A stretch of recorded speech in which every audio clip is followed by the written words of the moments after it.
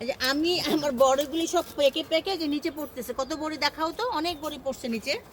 আজকে আমি সব কটা বড়ি পেড়ে ফেলবো, পেড়ে আমি চিন্তা করতেছি আচার দেব। যে ওজন এই চঙ্গনা ভেঙে পড়ে আমি সেই ভয়ে আছি।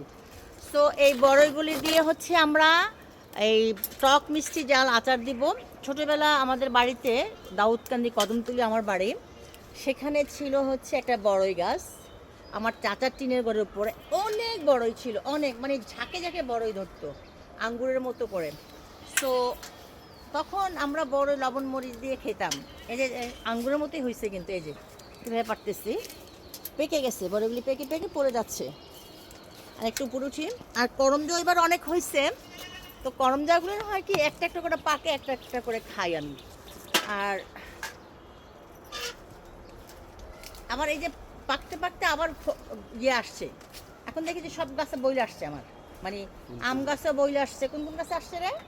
আম গাছে ফুল আসছে, আমাদের আমড়া গাছে ফুল মুখলে আসছে। নিচে অনেক করে বড়ি পড়ছে, বড়িগুলো একটু টোকাই ফেলায়, ওই যে একদিক বড়ি গেছে, একদিক দিয়ে পাকতেছে, আরেক দিক দিয়ে ফুল হয়েছে। ফুল হইতেছে, অনেক আগা পর্যন্ত হয়েছে। সো আর একটু বড় হইলে গাছের উপর উঠা যাবে। তো একটু গাছটা এদিকে একটু ধাক্কা দে, এভাবে ধাক্কা দে।